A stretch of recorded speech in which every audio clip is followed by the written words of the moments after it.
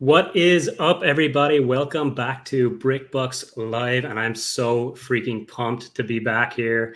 I am joined today by Derek from Pop's Block Shop. Many of you may know from his YouTube channel, where he shares a ton about his Lego reselling business. As you can see in the background here, it's quite extensive. There it So, is. Derek, thank you so much for being here, man. Much appreciated. How you doing? You're welcome. I'm doing pretty good. Just was it Tuesday, middle of my work week, and my four-day work week. So doing pretty good. Just I'm preparing for some big Lego conventions, and it's been a struggle, but I'm getting there. I'm excited to talk about that, actually, about the convention side of things for sure. That's awesome. So, and just to kick off, to give context to anyone who hasn't seen Pop's Block Shop on YouTube, do you want to just give a quick overview of your business, what's your quick who you are and what you do? Sure, definitely. Well, my name's Derek, the main worker here. Really, I don't have any other employees, but a Pop's Block Shop. So basically, I remember having Lego stuff as a kid, right? And actually visited my grandpa this summer a few months ago, and he said that I asked him for a $300 set for Christmas one time. No, I had no idea. Obviously, I didn't get it, but I don't know. So I have very little memory of playing with Lego, but I know I had some stuff when I was younger. But anyway, so my son was 4, 2012-ish area there. When Ninjago first came out, we got some of those sets, and we bought couple sets a month at times, and he ended up getting a little bit of a bigger collection, and then he started asking for specific figures a few years later, and I started buying some on eBay. I'm like, wow, these are expensive, so then I'm like, what if and I worked for an eBay store a few years before I got married and had kids, so I learned how eBay worked, and I was excited about it to go find something for $1 or $2 and just flip it for 20 to 30 bucks. I was like, wow, this is pretty cool. And so I knew a lot about eBay already. So I bought just a lot of minifigures, and I let him take the whatever 5 to 10 he wanted, and I paid 25 bucks for it. I'm like, oh, let me do some research and figure some things out. I learned about some of the figures and end up making $100 profit on that first 25 bucks. I'm like, well, let's buy some more. It's just, and I've told this story a lot. So if you're new, if you've seen stuff I do, it's how it started. Everyone has that story where you invest something and then you get something back and you're like, light bulb moment, it's like, let's keep going. So that was in spring of 2016. So I've been doing this for just pretty much 5 years. I think sometime in September is when I actually created my BrickLink account 5 years ago, right? And from there, I just kept on buying, see these stack-ons behind me. I just kept on buying more and organizing minifigures and doing all that stuff and learning about it. I'd buy those Lego books and just learning about what, looking through them. And my kids looked through them a ton, and they would tell me. I'd ask them questions. They'd know more than I did at the beginning, right? So what a benefit to have. Yeah, ask your kids about minifigs. Yeah. So you started with minifigures before anything else. And definitely. So you mentioned when you made that first purchase of minifigures, it was pretty much a shot in the dark. But did you do the research before you made that purchase, or was that just let's see how we do? I was just browsing with my son, and he's like, I want some of those figures in there. I'm like, all right, let's buy it. It's 25 bucks. I think it was a buy it now. I don't know. I was always good at buying, stuff on eBay for real good prices. I went into this Viewmaster reselling trip I had for about 2.5 years, and I started seeing, there's actually a big community of collectors for Viewmasters from like the 40s and 50s, and I still have a big collection I got to get rid of. But so I started seeing that with Lego. I'm like, wow, there's a lot of stuff for sale out there, right?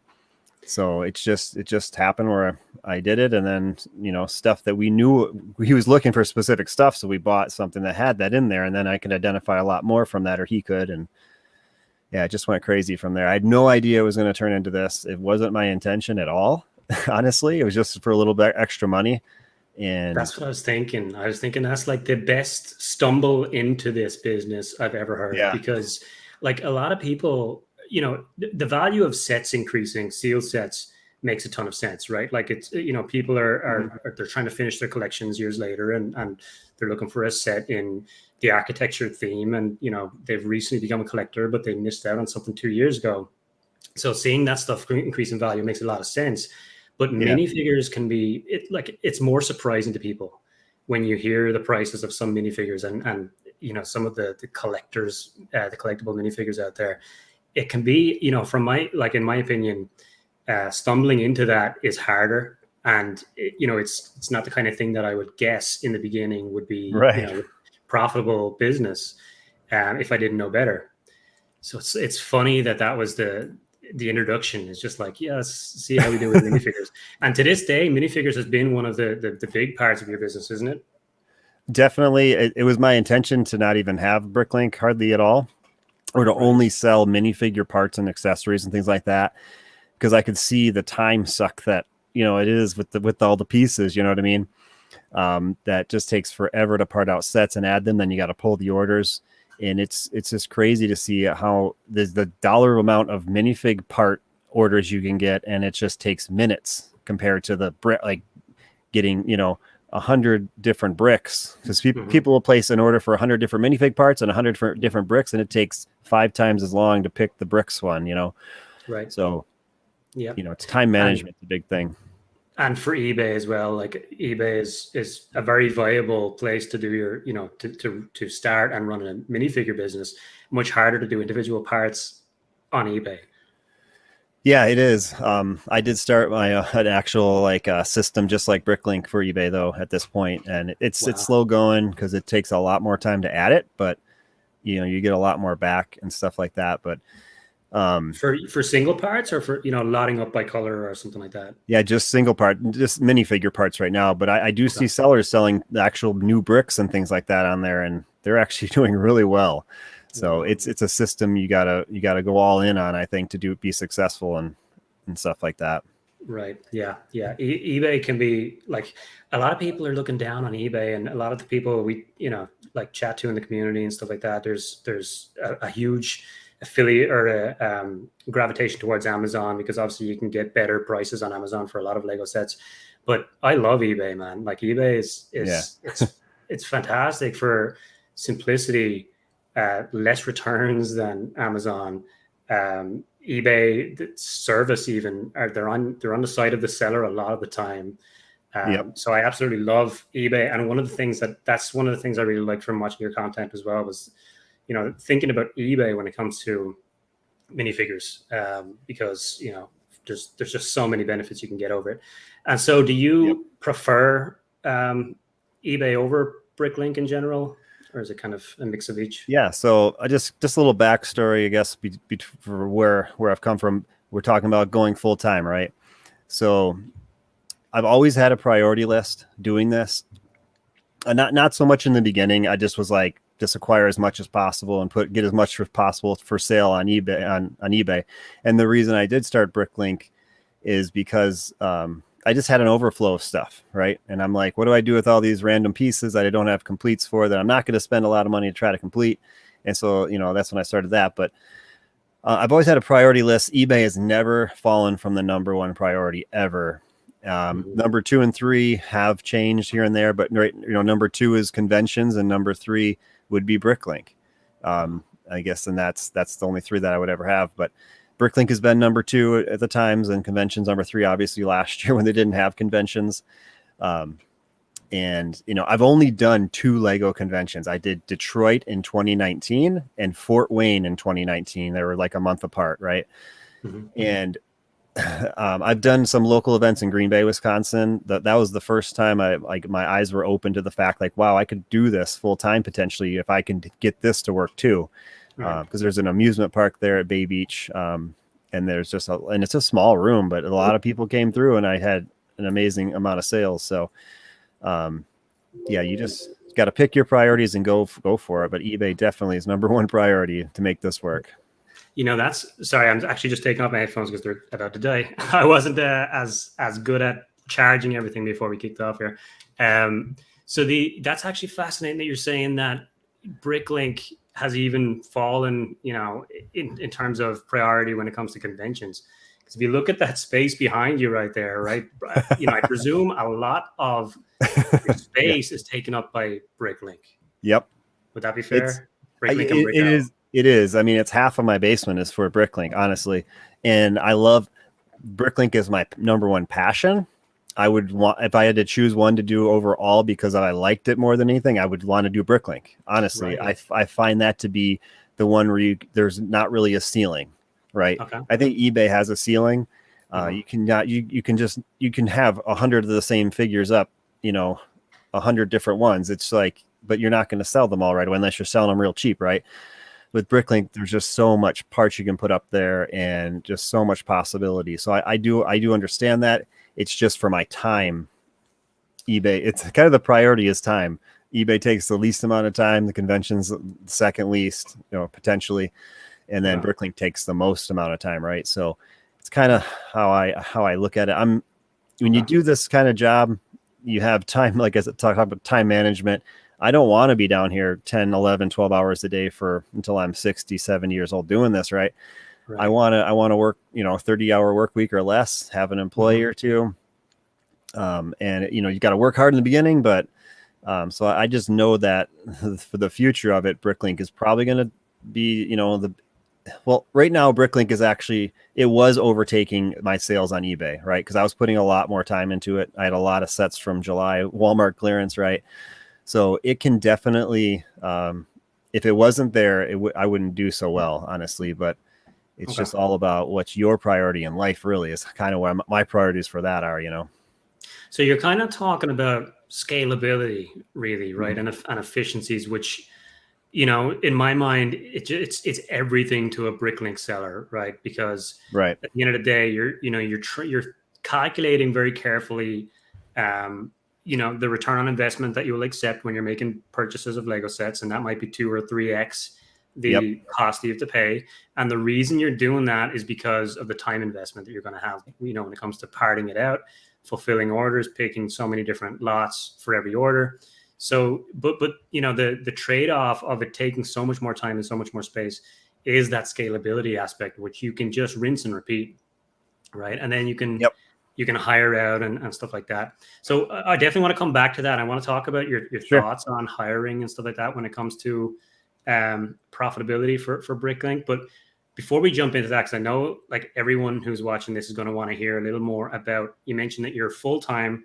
That's recent. You quit your job a couple months ago now, right? To sell full Yep. time. Since May 1st. Yep. So firstly, what led up to that decision? What was your thought process coming up to that? And then what's it been like ever since? Yeah. So, and I mentioned this because I do a podcast with Ralph's Bricks, the Brick Separators. I mentioned this in the last episode that it was about going full time, right? And it's not like selling Lego is not something you can just decide, oh, I'm going to quit my job tomorrow and sell Lego, right? I mean, if you have a massive collection, yeah, I mean, maybe you could do it and be all right if you have a savings, but you need to acquire a lot of stuff to be successful, to have, consistent income, things like that. So we had set some goals. We wanted to be, debt free. We have that, except our house. And we wanted to have a healthy savings, a lot of, lots of months of expenses saved up, things Mm-hmm. like that. I wanted to have a ton of stock, like a backlog, which I've Right. never had trouble having that. So Mm-hmm. it's just, I just look around in different areas down here. I'm like, okay, I still have that. I need more time in a day. Right. Right. But just knowing that I wouldn't do this if I thought it could fail in like less than a year. Right. If it does start failing, I have a lot of time to pivot and figure out something else to do. Right. Mm-hmm. So like, cause they always talk about a lot of small businesses fail. And I think that's more on the brick and mortar side of things, where you open a storefront and it's expensive. That's Right. everyone's dream with Lego. I want to have a store, people, my friends and things like that can come and hang out. Right. And that Mm-hmm. is kind of a goal, but it's about time with me. It's we want to build something here on our property that people can come in and do trades and things like that. But that's a few years off. Right. And but yeah, it's an adventure. It's you got to figure it out and just don't leap into it, because it's definitely a lot of work. It's very hard. It's those profit margins, and they need to be so clear in your mind, right? Like you Yeah. need to know exactly what expenses you can rack up and still pay the bills, right? And still like, so that's got to be a little bit stressful, I guess. And you've been doing it for long enough that you fully understood And from your channel, like I've seen your sales reports and stuff like that, and you're very clear on your numbers and tracking things and making sure that everything's accounted for every month. And that's really, in my mind, what it takes. Because if you're talking about going full time, you still need to be able to make enough to live on, right, while also being able to continue to grow the business, which with BrickLink takes capital. for sure. But as you said, like if you don't have the overhead of rent of like a brick and mortar store and stuff like that, that's a great start. And for something like BrickLink that takes up so much square footage, like having that storage space in somewhere like a basement is a great benefit. But like, you think that would you think that anyone who's looking at this as a kind of a I guess like with rose tinted glasses and getting excited, okay, I can be a full-time Lego seller, should maybe take caution, put in their 5 years of effort first before they start to think that way? Yeah. It's funny because my wife was explaining it to somebody, a friend, about it, like, because the kids like to help out here and there. It's like, she's like, well, if I was like, selling tires or something, this wouldn't work. It would, we would not be able to help you. You wouldn't be as happy. It's Lego. It's like supposed to be fun, right? Mm-hmm. So to put that in perspective, I get up at 5 a.m. every day. Well, Monday through Saturday. I'm getting up at 5 on Saturdays because of these conventions, more specifically. Right. But I don't commit to shipping out everything on Saturdays, but I have been ever since May 1st. I quit that if I'm home, right, on the weekend. So I get up at 5 a.m. I get all the shipping done. That's the first thing I do. That before I do anything, any uploading or anything, as shipping is done usually on a Monday. Like this Monday, I was done shipping at 11:30, and I had over 100 packages going out. So those weekend sales. The Mondays are crazy, but mostly like today, I was done at by 8 a.m. or 8:30, I think. So it's not too crazy after Mm-hmm. the weekend. But so I do that. I take a quick break and a breakfast after shipping, and then usually take a lunch later, and then I'm done working 3:30 to 4. I usually have to go to the post office at least 3 times a week. Not every, like today I didn't have that much, so I just put it out in the mailbox. But and I'm so that's is that like 11-hour day pretty much? Yeah. With breaks in there, it's like 10 and a half, 10 and a quarter I work. And then Fridays we do take half days. I still get up at 5 and I work till about 10. So I take about 5-hour day there. So, and then Saturday, usually I'm working about 5 hours. So we're looking at a 50-hour work week. Yep. That, and this Saturday, I actually worked 12 hours because of the convention. So we're going on a camping trip soon before the convention. So I couldn't really do it on that time. So It's one of those things so I'm working 50 hours a week, and I still feel like I don't get enough done. The numbers are very good though. What I say is you get what you put, you get out of the business what you put into it, right? If I'm putting in 60 hours, I'm going to get a lot more, right? And having people help me, like if I have 10 hours a week, somebody helping me, it's just crazy how much more stuff I can get for sale and uploaded in that time. So yeah.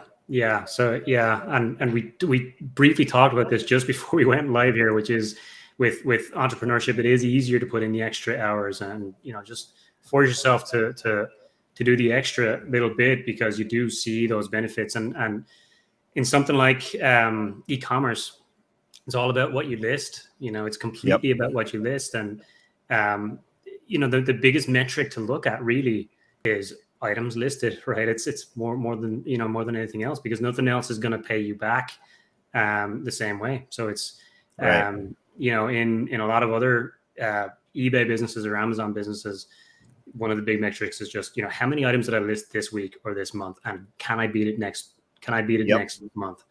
Because that's really what's going to give you the results.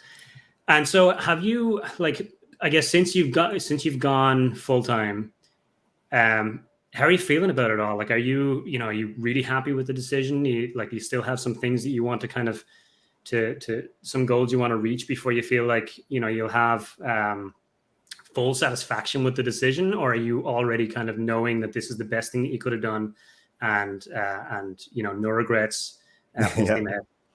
Definitely. I'd say no regrets. Definitely not no regrets, because I did have 3 months off last year as a trial to try this. And I voluntarily left my job because of the pandemic. They were offering voluntary leave for people. And I was out of like, I think 80 people in my department, I was the only one that took the full amount of time. And I was like, well, yeah, they're like, oh, you're so lucky. I'm like, I'm taking time off to work even more, you know, because they kind of knew I had the side thing going on. And I was pretty exhausted after that 3 months, right? I was like, wow, I just really pushed myself. My BrickLink inventory went from about $22,000 value to over $60,000 by the time that 3 months was over. I was just pushing it. It was 3X. Insane. Yeah. And it's way more than that now. So it's been really good. And I'm, you know, so that definitely would help me to know that it's going to happen. The original plan was the end of this year to do it, but I decided, you know, I want the summer off again, right? I had that taste of last summer, having my freedom of doing what I wanted. I'm like, I'll just take it easy. I'll try not to work, 60 hours a week, which I was doing a lot back then last year during that time off. And I tried to set schedules and never work past that schedule. And it's been working out very well.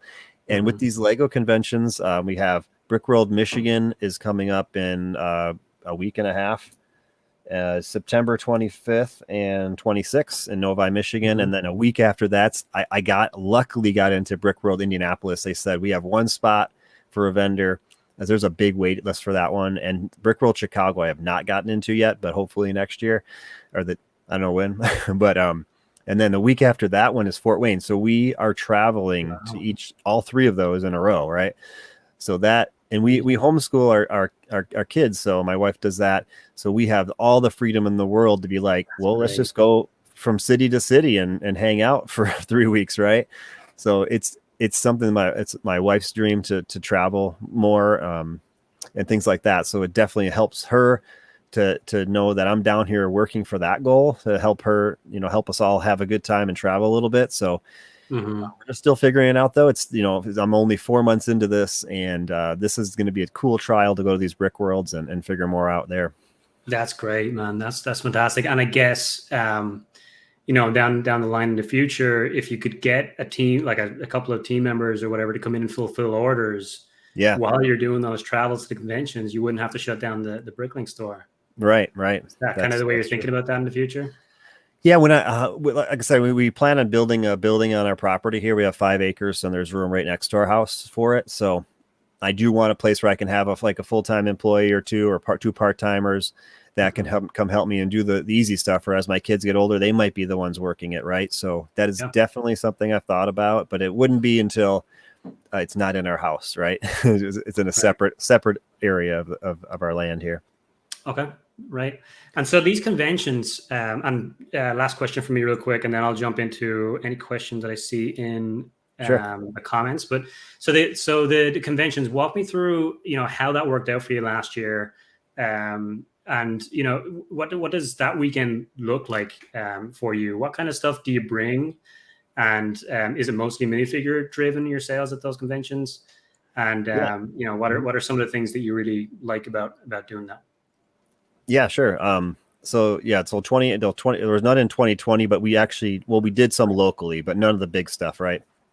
So in 2019, it's funny. My booth is just going to look extremely different from 2019. It's all on my Instagram. I did a couple of videos and it would have been September and October 2019 if you scroll back through my Instagram. If you go to my website, popsblockshop.com, I have links to the Instagram and our YouTube channel. So on the YouTube channel right now is I am actually vlogging me getting ready for these brick worlds, right? So it's just so much going into it. I've been sorting minifigs so much this past 2 weeks, and I just finished my sort today. It's like, I built all the SpongeBob figures I could today, and I was like, like a breath of fresh air, like a relief. I can start building things, after all that sorting, right? So in 2019, I had every figure that I was selling in plastic bags on the table. So like on an 8-foot table, I could fit like 180 or something like that. Or no, on the 4 foot of the 8-foot table, I could fit like 180 plastic bags. And so I built a minifigure stand after that holds 640 minifigures in a 4-foot area.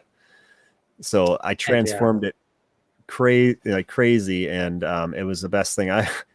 Like people always ask me when I say I sell Lego, they're like, oh yeah, and they think that I build it and do all this stuff. I'm like, I'm not a builder. I just buy it to sell it, right? Mm-hmm. But I actually built a minifigure stand, so that was pretty cool. Creative, solving of problems. Yeah. Fantastic. But yeah, but more than on the conventions, like, so the booths are very expensive.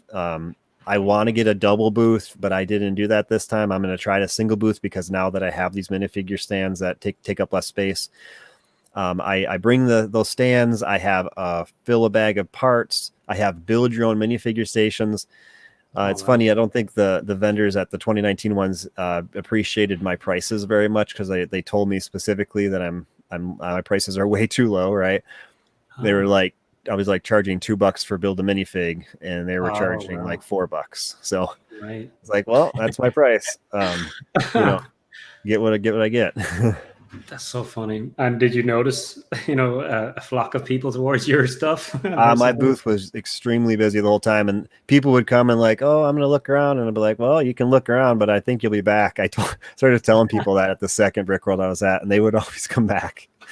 See, that's just it's a culture that I don't agree with, but that's just what it is. It's because that they charge so much, and it starts at the top. The place that they have to rent it's expensive, right?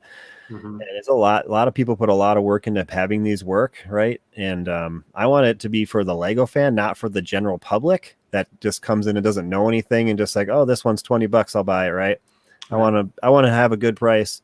I want people to have fun and want to go to these things because they know that I'm going to be there and have good prices and see some amazing builds, right? So it's a culture that I hope works, but it is what it is. Right. And do you use the conventions for sourcing product at all, or are the prices a little too high for that? That's funny because I had a vendor buy like $400 worth of stuff before the show one time. The one in 2019, I was like, and then the person next to me there from New Orleans, like, you shouldn't be selling to the other vendor. He's just going to take it to his booth and double the price. I'm like, well, I got what I wanted for it. I don't know. Yeah, you sold it in bulk, right? Yeah, I learned from it, but I lost track. What was your question directly on that? Just do you source when you're there? Oh yeah. Go to the other booths and find stuff to maybe bring home and list at home or anything like that. My kids do. They're extremely excited that they're going to Indianapolis and Citizen Brick's going to be there. Oh, wow. Okay. Yeah. They've been waiting for them to be at one of the ones. I'm like, I can't get into them yet. They're, I'm on the waiting list, but we finally did. But I don't actually have time to do that. Honestly.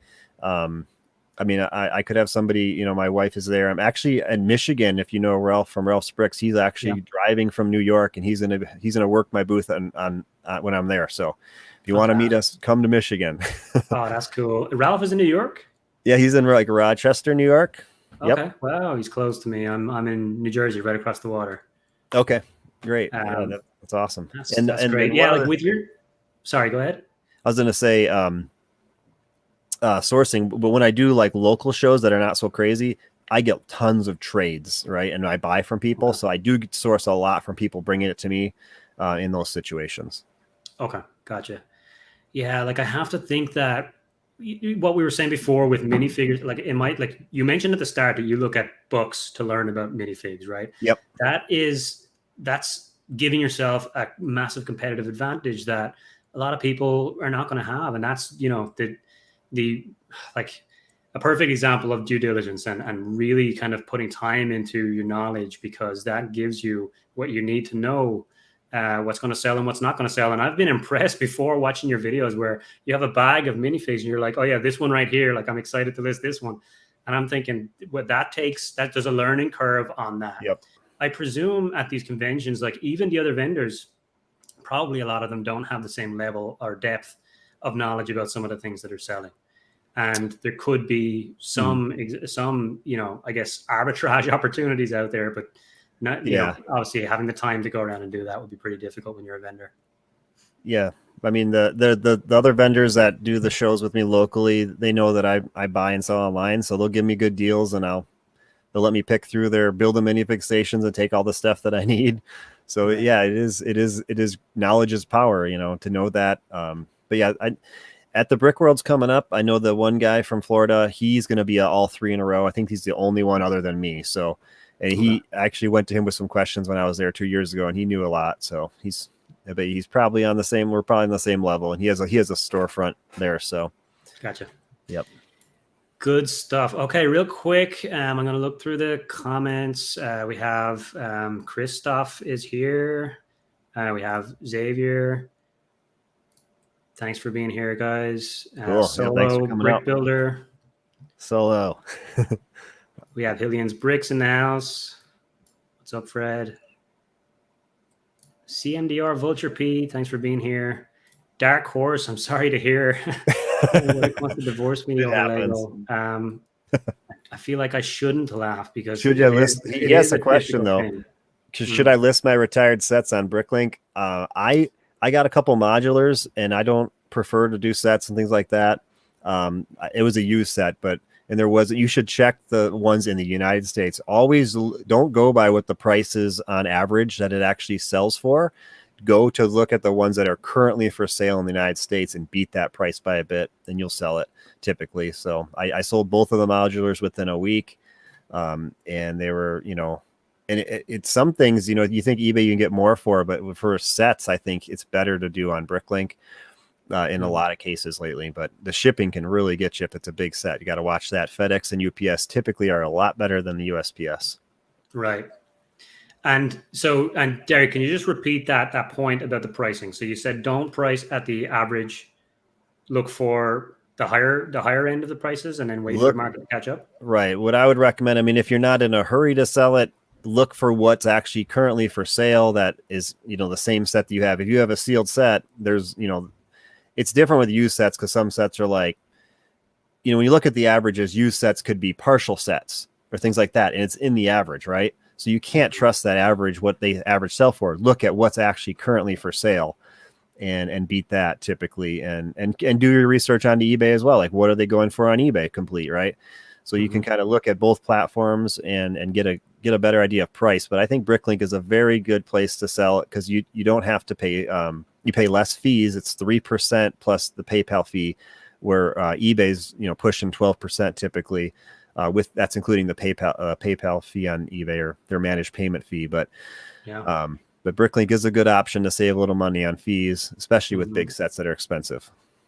Yeah, and I'd say there's some other factors that come into it with BrickLink is like I'm yet to prove this with data, but I feel like there's going to be less difficult customers leaving bad reviews because there's a small ding on the corner of the box. With BrickLink, it's Lego fans, right? It's a Lego community, and you're selling to fans of Lego who may be, a little bit more kind of understanding of your business. And with other platforms, especially Amazon, I would put it on a spectrum where, you have something like Amazon, which is when you sell your sealed set, there's a high amount of returns. There's a high amount of people who might be upset about various different things, shipping times, stuff like that. And then somewhere in the middle, you have eBay. And then on the other side, you have BrickLink, which is a more niche audience of buyers. And so, there are some differences that you might experience selling on BrickLink versus eBay or Amazon when it comes to your customer experience and the, returns and communication with customers and those things. Yeah, definitely. When it comes to BrickLink, what I've noticed probably in the last since, sometime in 2020, that I get a lot of people that have zero feedback that buy from me, and people would, they generally think, oh, am I being scammed? This person is new. They're placing a $50 order. Should I be scared? And I never have had a problem with somebody scamming me on BrickLink. So I don't know. It's just natural to question it. Cause like, I don't know. There's no feedback. What do I go off of? Right. If you're concerned, just put insurance on your packages at the beginning. For some people, just pay the little extra. But I feel that the Lego group directly is doing a great job getting people to the platform. Wow. Because I can't 100% say that's what they're doing, but just the amount of sales and the amount of people that have really low feedback that have buying from me, like typically pretty much every day when I get 10 orders, 1 or 2 have zero feedback. I'm like, wow, they're a first order. Great. And I know my YouTube channel has something to do with that, because people see it and they're like, oh, I want to place an order. That sounds fun, right? To watch me pull the order. They'll put a note in there, say, watch your channel, and I'll put it in my videos, right? Yeah. But yeah, that's something to think about, that, BrickLink I think it is getting bigger. Yeah. Yeah, which is great to think about. And in general, we look at Lego sales, and even if you look at like 2020 sales numbers versus every year since, it was a big Yeah. climb for Lego. And even if 20% of those people who, because of the pandemic, they were buying Lego for the first time, even if 20% of them stay on as Lego fans and start and become collectors, it's a big jump, a sudden jump of people who are now interested in Lego, and they're starting their collections, and they're suddenly interested in buying retired sets, which benefits the investors, or building mocks, or or kind of building out their own creations, which obviously is a huge benefit and push towards BrickLink and BrickL. So it's a good time, I think, to be a Lego seller on any of the platforms, really. Definitely. We have another question here. Where is it? So this might be a deep one, Derek. What is your biggest or hardest lesson learned from your business? And I think I've said it a few times, but it's just time management. It's simple as that. It's just like, if I think about this, if I wasn't married, I didn't have kids, I'd be working from morning till I go to bed. I wouldn't be able to stop myself. It's just my personality. I can't even sit down at home for more than 10 minutes. I'm like, I gotta go do something. I gotta go outside and fix something, or mow the lawn, go for a run. It's just, right. I'm off of caffeine now for the last, since I actually July 1st, but wow. that was even wilder. It's just like, you're my mind. 5 a.m. with no caffeine. Yeah, I am now. Yeah. As long as I get about 6.5 to 7 hours of sleep, as long as you get enough sleep that you're okay with it. And I'm just not tired. I'm up. I usually get up before my alarm, like 5 or 10 minutes before my alarm goes off at 5. I'm just awake, lay there, wait for my alarm, get up. I brush my teeth. I'm down here within 5 minutes, just going for it. So I want my day, I want to be done on time. And if I decide, after I'm done shipping, that I want to run out and do something different, I can do it. It's just our schedule, homeschooling and things like that. It helps just to know that there is those limits, and just don't go past those limits. Right. So every Friday is our day that we all have half days, and we all go do something fun, typically, just to, Thursdays, I'm pretty exhausted. Thursday afternoon, after I'm done, I'm like, that was a good week of work, but I'm glad tomorrow's Friday. Right. Yeah. So it's just the time management, setting limits, especially with the budget too. In the beginning, you see some of these recap videos from other smaller BrickLink stores, and the truth is, you don't make much money in the beginning. I think I had an advantage by I started on eBay, then I went to BrickLink to put on all the extra stuff, right? And I was making a profit very fast off of eBay, right? And then BrickLink was just extra, and then it's like I started selling at flea markets. Just my overflow of stuff. I'm like, I have 20 of the same figure. Let's put 5 in the market bin, right, to take there. And all 3 of the ventures that I do are definitely the way that it works to be diversified. If I always say this, if even if 2 of them failed, I'd be okay. I just have to really adjust my budget and things like that. But that's huge, though. Yeah. That's huge that you could have. If you have a 3-legged stool and it can stand on one leg, that's a big deal. And that's, I think, what everyone in business really should strive for, right? You've got multiple streams of income, even though they're all related. And it's better that they're all related, because you can map your skills across the 3 different areas, but each one is independent of each other when it comes to the income. And right. If BrickLink shut down tomorrow, you'll be okay. Definitely. That's pretty amazing. Real quick on the topic of the time management, what's behind your decision to put order fulfillment first thing in the morning? Well, you hear this a lot. This is the only thing that has an actual deadline in a day is the post office, which is at 5 o'clock it closes, right? And the way I started this business, I had the question the other day, like, do you think when you started offering free shipping, did you notice a jump in sales? I've always offered free shipping. On my eBay store, if you buy more than one item and you spend $15, you get free shipping. On BrickLink, if you spend $20 or more, you get free shipping. I've never changed that. I've thought about changing it, especially these new holiday rates coming up. I don't know about that, but it's, you can always, but I have a pricing strategy where I price myself a little bit higher to cover a little of that. So it works out for me.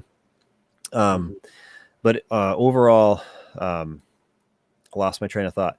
The free ship. Oh, so the point of that is you get repeat customers, right?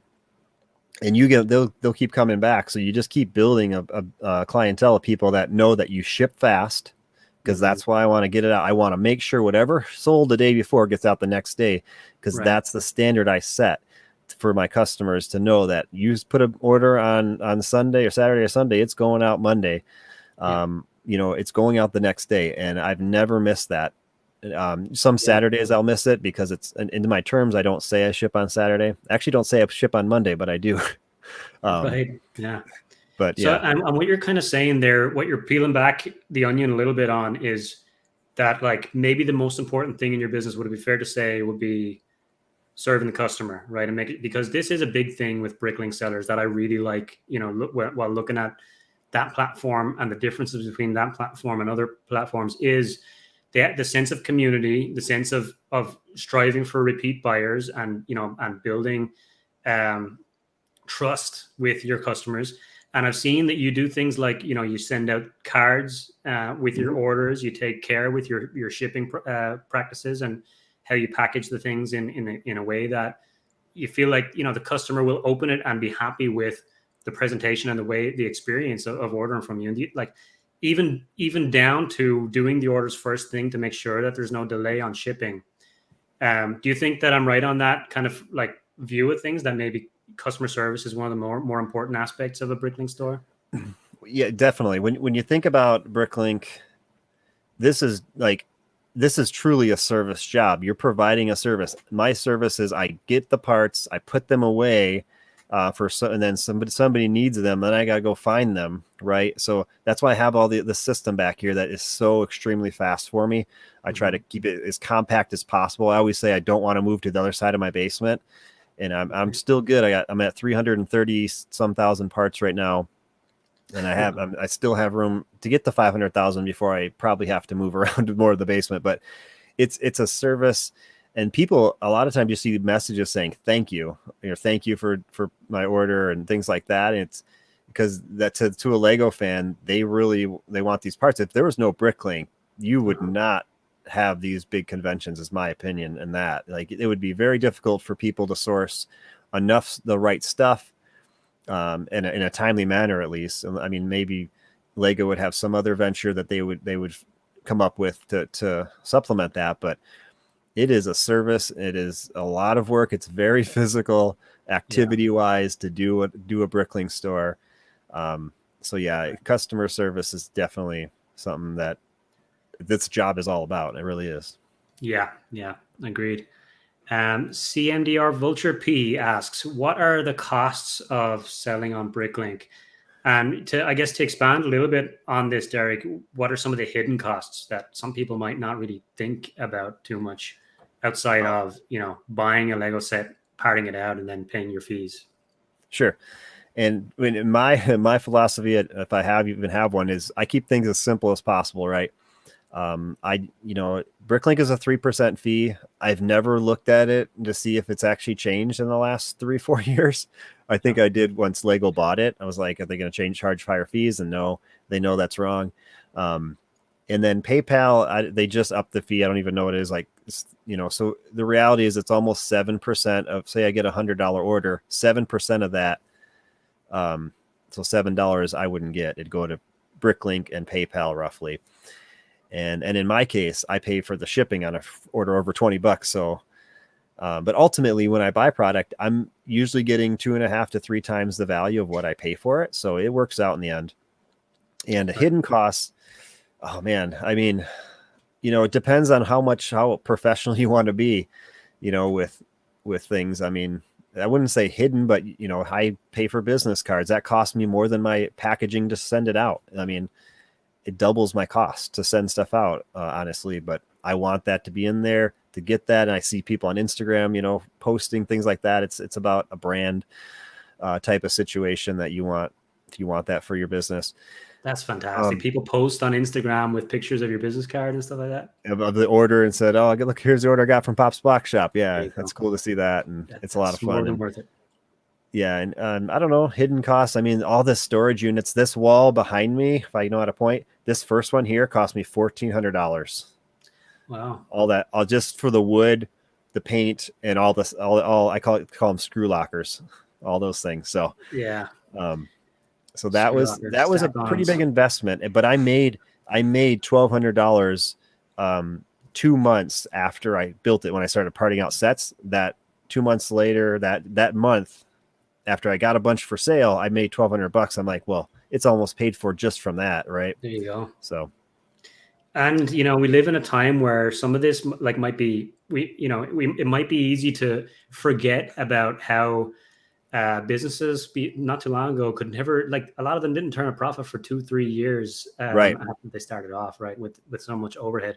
E-commerce can take off a lot quicker than that, and putting in that little bit of investment up front to streamline your processes and speed things up, in my opinion, is crucial. But there's a difference of opinion on this that I've seen in the community around the cost of investing in those stack-on drawers, and you know, the like building out a wall and stuff like that. And are you kind of a firm believer that there's no real other way to do this efficiently, and that the investment is just 100% worth it? If someone's starting out brand new, to first, I guess, make sure it's definitely something you want to do, and then, you know, just start off with the right storage system from day one. Definitely. These here are shoe boxes, and I have, I don't know, like 40 or 50 of them next to me here that I put bigger things in, or instructions or things like that. And I absolutely wish I didn't have to use them. They're cheap. I mean, this whole unit here, I have a shelf and all these plastic bins. It was like maybe $150, and it can hold a ton of parts if I just wanted to shove them in those shoe boxes. Right. But the efficiency part of it, is what you got to consider. Like, it takes me a lot longer to come over here, open it, dig through a bin to find it, other than pulling open one drawer, grabbing 3 pieces, closing the drawer, moving on. Right. Mm-hmm. So it is something to think about, setting up, and it has to work for your space, you know, right? So I don't know, just one of those things you got to figure out what's best for you and your space is a big thing before you start. But I definitely recommend these things. I don't know of anything else that would be better, honestly, for the speed of stuff. Yeah. Which, again, you know, when you're picking so many different lots, it really is. It's everything. Yeah, you don't want to be fulfilling orders all day.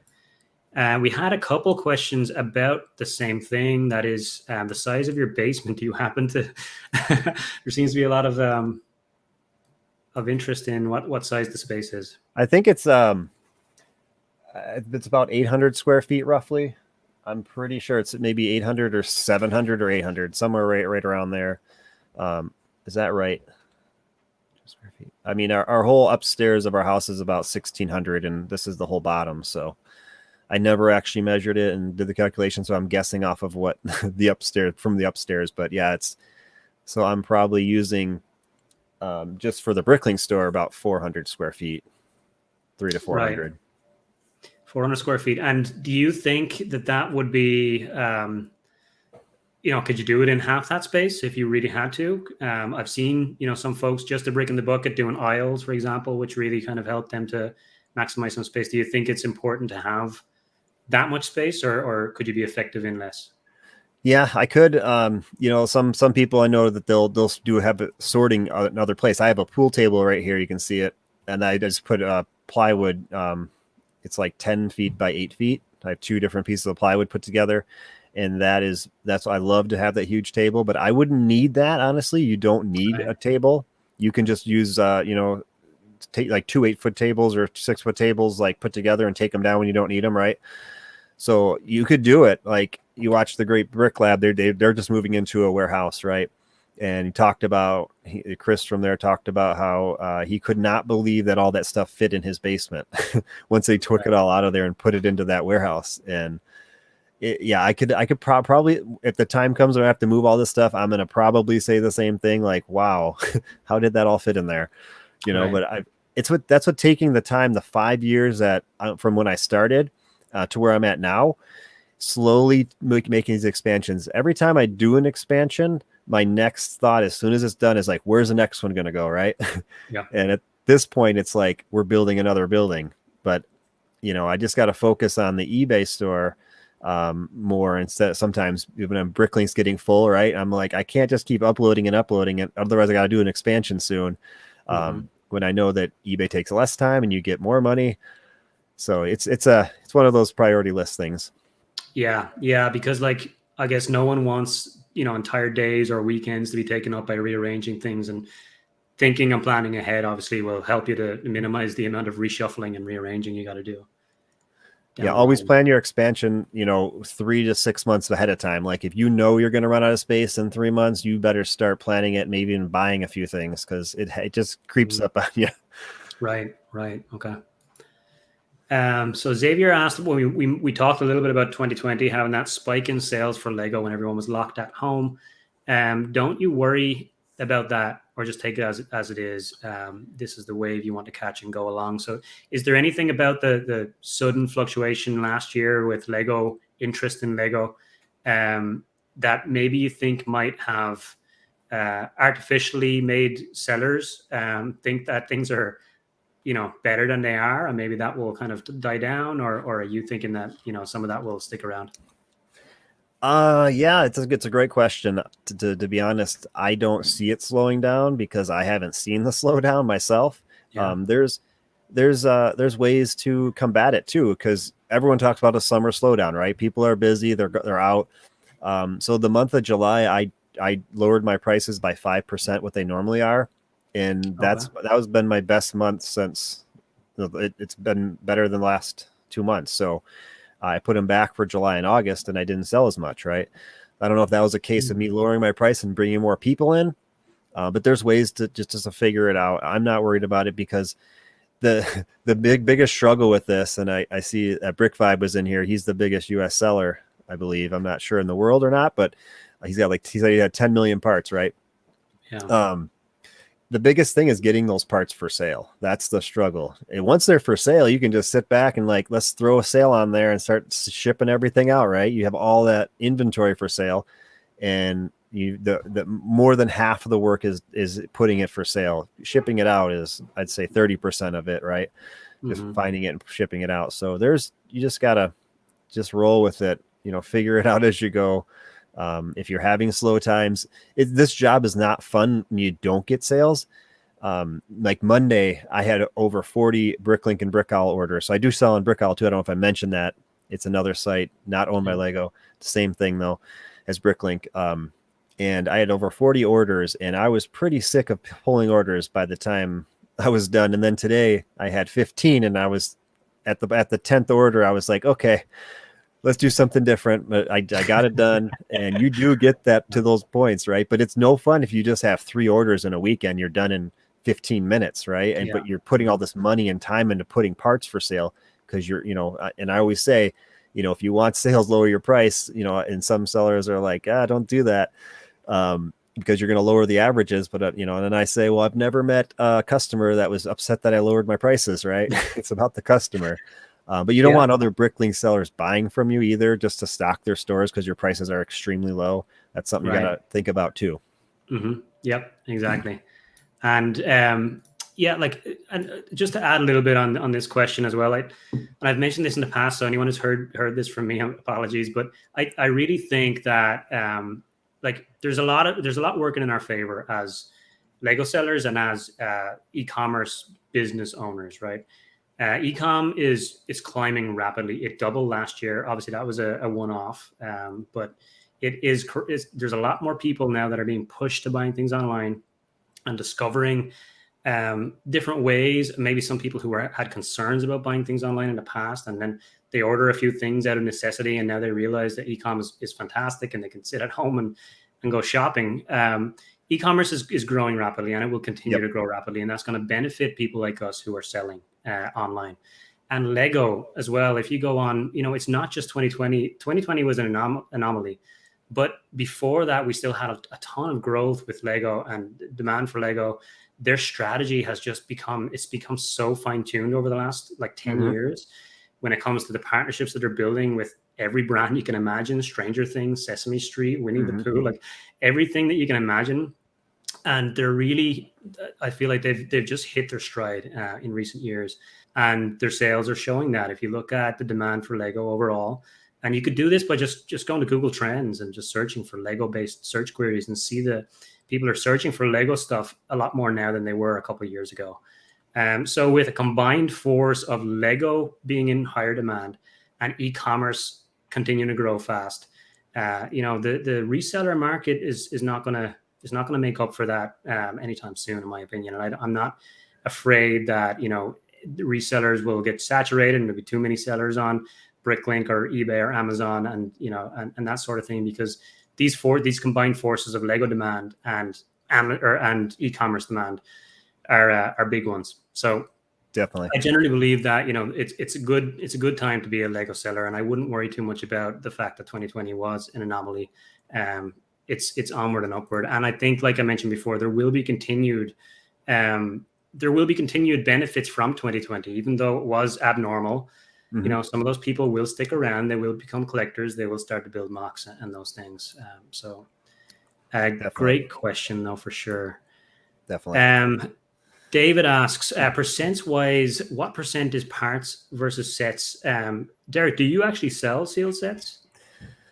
At the Lego conventions, I'll take some. A lot of times I'll get some that I only get one or two of, and I'm not going to part that out. It's a lot. It's way more efficient. My sweet spot number used to be 6 or 11, but I want to get 21 of the same sets if I can, 16 to 21.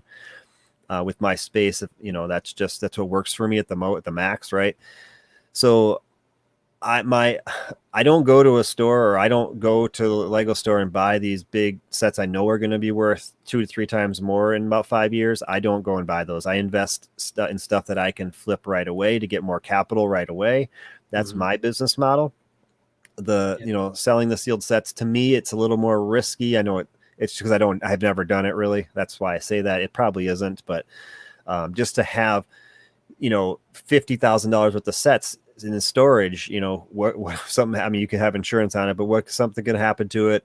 In shipping, something could get damaged and they want to send it back, and that's, you're out some money, things like that. But I don't do it because and for space wise as well. I like to have the pieces. I want to just do minifigs, but like I said, BrickLink is a passion. I love the process of parting it out. When I was growing up, my stepdad, he still does own a used motorcycle shop in Lower Michigan. It's like a salvage yard. It's like 10 acres of just torn apart motorcycles. Right. And then when I explain people what I do in my basement with Lego, I'm like, well, think of it as like it's like a salvage yard or a junkyard where you go and you got to find what you're missing for your car or motorcycle. And I have that for people to complete their Lego sets, right? Yeah. So it's just one of those things that I enjoy BrickLink a lot. Yeah, and I imagine, like, I guess just the way BrickLink works and selling parts works is like it is this snowball, right, that you have to grow and create. And when you have a bigger snowball, you get more sales because people like who want all of the parts they need to create a mock will go to you because they can save on shipping. So, growing your inventory, it kind of has a compounding effect of increasing your sales. And you've created systems and you've invested in the tools you need. You've invested in the equipment you need. You have your systems for fulfillment. You have your systems for storage. So when you get to that point where you've invested in building it in this certain way, it becomes a lot more like it makes a lot more sense to just part out everything, right? Like it'll fit right in with your systems. It'll fit right in with, growing the business by just parting it out. I've seen some sellers that are, they're BrickLink sellers who also do a little bit of investing and storing sealed sets. And there's a good partnership that you can create between these two business models, because sealed set, or like doing sealed sets, as you mentioned, has some risk. If you order 20 of a certain set from Amazon, you might get a few that are damaged. different people in the communities talk about, different ways of dealing with damaged sets. You could just return them. What if they get damaged later when it's in storage, or you have a leak, or a fire or something like that? Well, maybe with a fire you couldn't part them out, but maybe with the leak you could just go ahead and part all those sets out and then add them to your BrickLink store. Maybe there is some room to really kind of build up both of these things and have them work really well together. But it is a great question. And yeah, when you talk about sales, one more thing on it, like a few videos ago, my title for the vlog was "Watch the UCS Batman tumbler get sucked into my BrickLink wall." Yeah, I thought that was pretty cool. It's funny, but because the potential is I could have pieced it back together and sold it as a complete set. I'd already sold the figures, but I could just sell the vehicle and have one customer. But what I did is I parted out the 300 plus lots to it and put them all in my store. And that could potentially bring me 50 to 100 different customers because they're looking for all these different parts. That's my philosophy. And that's why I parted out the Sydney Opera House. I had the box and everything. I'm like, I'm going to get $100 more and a lot more customers by parting it out. Right. So it's just, every set's different, obviously. It's your thing. I don't always like taking sets apart when I know somebody's going to enjoy a full set, but that one set could help complete 10 more, right? That people are just missing a few parts for. That's such an interesting way to think about it. And I haven't heard anyone talk about it in that way before, which is the number of customers that you're going to be bringing in, who could be repeat customers down the line. And that's, you could create, a lot of business for yourself in the future by doing it that way. That's really interesting. Yeah. And so hold on, we have, Dotu Bricks mentions, I've heard employees at the Lego store recommending BrickLink. That's fantastic. That's pretty cool. I like to hear that. Actually, I have too. I was at a counter and they recommended it before. It's just because they're fans too. Most likely, a lot of them are younger. So yeah, that makes sense. If they start doing promotional stuff in the stores, that would be huge. For sure. Huge for BrickLink. Yeah. Chris asks, any advice to start a store only with minifigs? If you're just talking about BrickLink, just these things behind me over here, this is where I store all my minifig by categories, by themes. I have a bunch of legs sorted by color, things like that. So it'd get a station set up where if you buy like 500 minifigs that are all ripped apart, mixed up, start organizing them and you'll buy 500 more and you'll have spots for them. And then it'll help you to continue to have, extra hands and arms in places, like I know where everything is. When I get a minifig that's like, say I get a torso with no arms, no hands, by memory, I usually can just pull a couple drawers and have a complete figure in within like 30 seconds, right? So just set that up and it'll help you in the future. So it's just about the setup. The initial setup is always something you got to think about, because you could have like a couple like little like these full of, different minifigs and it's not as easy, right? But I invested in these Acro Mills ones here. The ones behind me on that first wall I built are called Tough Store. You can get them at menards.com. I hear they're not going to be carrying them much longer, but I get that question, like, do I prefer that or the Acro Mills? And I prefer those because you can divide the drawers into 3 sections, but they don't have a variety where it has like 24 large drawers like Acro Mills does. But anyway, just get set up from the beginning. The BrickLink store advice to start a BrickLink store: use the remark codes when you're storing the stuff. You can even use these shoe boxes if it's small, but from the beginning, when I first started BrickLink, I parted out, I think it was about $800 worth of sets, and I put everything in plastic bags. It was insane. I did it for like 2 months, and it was taking me 5 minutes to fill, not 5 minutes. A $5 order took me 30 minutes one day to fill a $5 order. They ordered like 40 parts, one of each. I was like, this is crazy. I just deleted my whole store, put all the parts in a bin and sold at a flea market. I'm like, I get these out of here. And then a few months later, I ran into Bricksar and then this Life Brick Studios younger guy, Tyler. And they were doing videos on BrickLink, right? And I was like, wow, maybe I could do it. And then I found a spot in the basement and like, I'm going to build a wall here and just went for it. And, I wish I would have done that at the beginning. Because without BrickLink, I would still be working my day job. That's a fact. Even though I say it's the last priority, it definitely got me to where I am now. So, Yep. Okay, that's great. Andre asks, what are the best days in holidays months to start listing on eBay? Is there any specific time where you think is best for listing? well, there's this Patreon that I follow called the Resellers Podcast, and they really claim just to list every day, even if it's like 5 items a day. Just put listings up every day, and the eBay algorithm will reward you with sales, and eventually you'll get a lot of listings up there. Have competitive pricing, but what are the best days and holidays?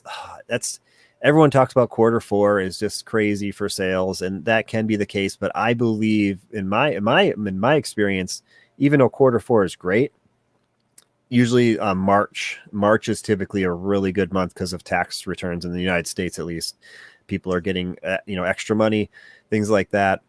Yep. Just kind of be aware of like cash flow in your country. Like, when are people getting extra income or extra money? That's what I would say. Yep, that's great. Ralph. Other than yourself, who's your favorite Brick Separators co-host? That's why fantastic. Did he come? I was trying to hide this from him. No. Okay, Xavier. So I think you already answered this one about the free shipping. Why do you aim for free shipping? You mentioned that it's a lot to do with customer service and making the buyer feel good about return purchases and that kind of thing. Anything else on that, or is that good? eBay is a big pusher of free shipping. That's where I get it from. And some orders come in from BrickLink that are $25 and I'm paying $8 shipping, and they're paying nothing, which I'm still making a couple dollars, but it's not much. It's rare to have those. And that's, it ties to your pricing strategy as well. But if the reason I started it on BrickLink for the free shipping is because I only planned to do minifigure stuff, and it just stuck. And I hear people always say, I love your free shipping. So I just never changed it. Right. But if you're just doing minifigs, having a free shipping option, because minifigs stuff is usually more expensive anyway, so it's easier for someone to get up to $25-$30, an order, right? What made I choose tactic for free shipping? It really was my experience on eBay. I was selling on eBay for 5-6 years before I even knew what BrickLink. Well, before I started selling Lego at all. It's funny of the story on BrickLink. Somebody came to me on eBay and said, will you take offers on these? These are the BrickLink prices. I was like, what's BrickLink? I don't know what you're talking about. And I was selling, minifigs for probably 4 months or 5 months before I even discovered BrickLink. Wow. Okay. Yeah. David West, welcome. He says, glad to see Derek here. He's a fellow Michigander. And Dodo Brick says waves to Dave West. Fred asks from Hillian's Bricks asks, do you see much seasonality when it comes to Lego sales, or is it pretty much dependent on your inventory and lot size? Hey, Brickstar's here too. What's up, guys? I don't know seasonality when it comes to Lego sales. Like I said before, you get what you put into it, because after I part out sets, the gray starts selling, right? Because people love the gray colors. Seasonality, like I said, in June when I ran a little bit higher sale, I expected slow sales, but I got the most I've had in the last 3 months, right? So, I don't know. It's a tough question to know. Just like I said, the cash flow thing that I talked about, if people in your country are getting a lot of cash back from things. And I talked about this on the Brick Separators last time. It's like, when I worked for the corporate job, I get paid every 2 weeks. And typically the weekend that I got paid, or the Friday I got paid, that weekend of sales was usually a lot more than the next weekend or the weekend I didn't get paid. So I just kind of tied that stuff together and would choose my sales that way to try to and promote it on social media more some of that time to kind of get people like, hey, come over here, right? So it's just being aware of things like that at this, figure it out. Yeah, and the fact that it's so directly it corresponds with your listing, and your upload whenever you upload, you have a week of hard work and you upload a ton of parts. You'll see that immediate spike, and then you're looking back over the year and you're like, well, how do I determine if this was because it was September or if it was because I uploaded a ton of parts? Right. There's so many different things that that could kind of cloud the vision of whether it's seasonal or not? That's an interesting question, though, Fred. Right. And part out values are a big deal with a lot of BrickLink sellers. And I get that, because you want your money to be invested wisely and get back your time, your money for your time. Right. But if you look at some of these sets, you know, they have a lot of common colors like the grays, and the grays are not that expensive because there's a lot of them there, and people are buying them up, but they sell. Like if you're people, you know, if you want to get those sales, get your money back to buy other, you know, get the capital to buy other things, even though the set parts out for like 2.3 times the value you're paying, you might move a lot of those parts right away. So I don't stick to a specific number. I like to look at it most of the time and like, and kind of make a judgment call. But typically if I see anything, you know, 40% off, it's a buy no matter what, typically, unless I know it's bad, unless it's like no minifigs, things like that. Because minifigs, you know, I have a different pricing strategy when it comes to eBay. I can, you know, you can get a little bit more, even though the fees are higher, you can still get more with the minifigs on there. And you're very much in the camp of like, let's recuperate some of the cost of this set immediately with my minifig sales, and the rest is it's. I know it'll sell eventually, right? The whole thing is like everything sells eventually. That's the motto you have to have. You have to stick with it. And if you're hurting for sales, just put a sale on, and you'll get sales. Right. Yeah. Exactly. Yeah. Yep. So we have to save time and cost of mini Ziploc bags. Do you individually package each type, color parts? So I mean, I think you walk through your storage system with the drawers and the various different ways that works. Yeah. I use a tray. It's a sorting tray. As I pull the orders, I put all the pieces into this tray, right? And once I'm done, I go to my bagging station, and I typically put, 6 to 10 lots per bag, unless if there's like 50 of one part, I'll put it in its own bag. But we did a whole brick separators episode on this with Ralph's Bricks. I want to say it was number 3, not 100% sure. If you go to Ralph's Bricks channel, you'll find it. And we talk exclusively on packing orders, how each of us have different methods and how we do it. So that's a great resource for you there. To see exactly how we do. We have pictures, and Ralph does a really good job editing those episodes. So he is my favorite co-host. To answer this question. Fantastic. We had Brick and Brood here. As is a masterclass. Great to see Pop's Block Shop on.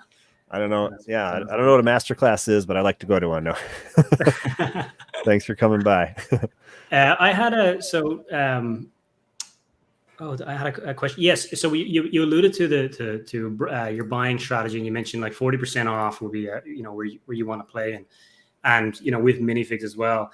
Is there, I guess, do you think about certain times of the year when it comes to buying, and are you looking at Q4 as like, this is my season, and prepping your finances for big buying over the next few months, or do you worry about that a whole lot in terms of certain seasons when it comes to buying?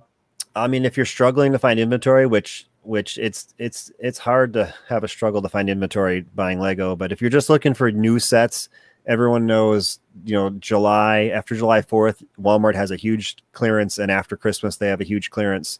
That's, just to know that's pretty public knowledge. So, and people follow me on Instagram and ask, and I follow people just to find out when they're starting to see stuff so I can get going as soon as possible.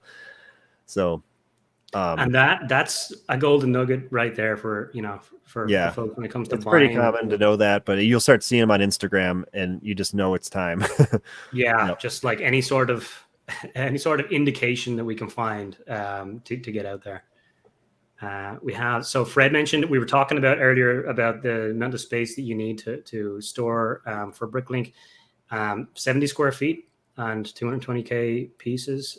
So there's the answer. Yeah, they have some really skinny rooms over there across the pond. Yeah. It's like, I can't believe how, they're long, but they're really said that must be like 10 feet long and 7 feet wide. Like, wow. And no basements. Basements is rare in the UK. And yeah, I hear that. So we have, what else do we have? Questions here. Fred again, do you have any Lego upstairs, or have you been confined to the basement? I bring it up here and there to work on some stuff, like mostly sorting minifig stuff. But my oldest son, he's 13. He's more into the custom Citizen Brick stuff now and little things. But I don't have any upstairs. Like like I said, I know a lot of people on BrickLink and that follow me on the YouTube channel and stuff, that they're mostly people that build and collect they come from that background, but that's just not me. And if I was, I'd probably have some nice display of things up there. I do have stuff, I do have, when you talk about collecting stuff, it's hard if you start collecting things, it's hard to stop typically. Right. Even if you're not intending to. So I do have, Cloud City Boba Fett and some other rare Star Wars stuff down here, the Series 1 in a case, and things like that. But yeah, it's hard. I want to sell the Boba Fett because when I got it, he was worth 300. Now he's worth double that, and I'm struggling with that right now. I love that. I think about taking my favorite challenge in this business is, when do I sell? Right. When do I take my gains? That's fantastic. Definitely. Dunder Mifflin Brick Company. Other than hard work and perseverance, is there anything you would attribute your success to? In this business, it's putting the time in, making good business decisions. There was no big break. Encouragement. I honestly say I didn't have that much in the beginning because I was spending so much time and reinvesting everything into it. It's hard to see what could happen when the first 2 years you're breaking even, but you're gaining a lot of inventory, right? So, and every time I talk to my wife and I'm like, oh, I just spent $1,500 on buying this. She's like, we could have got a new kitchen counter, right? He's like, I could never do that. I could never just spend a ton of money in a month. I mean, my average I buy in a month is about $8,000 in inventory at this point, somewhere around there, crazy. Even at this level, I think that's crazy, but considering my backlog is why I'm like, it just keeps on accumulating. Even though I'm buying good stuff and getting it for sale, it keeps on accumulating. But yeah, I just kept my focus on always having a backlog, getting fresh inventory in really helps you to mentally be like, oh, great, there's something new here. Let's go after it. Right. Let's see what we got. Even though I didn't need it, I could have easily just sat there and gone through all the other stuff I have. It just helps. And then it just keeps piling up. And eventually I'll get help and workers to work through all that. I could go probably 4 to 6 months and get through all of this and just be like, wow, this is great. Just if I didn't buy anything for 4 to 6 months, we'd probably start building that building. I'm imagining. Yeah. Good stuff. We do need to start closing out. We've been going an hour and 20, and this stuff just flies. Brickstar, good to have you here. Always amazed at how much you do and how many listings you have on eBay. Thank you. Agreed, for sure.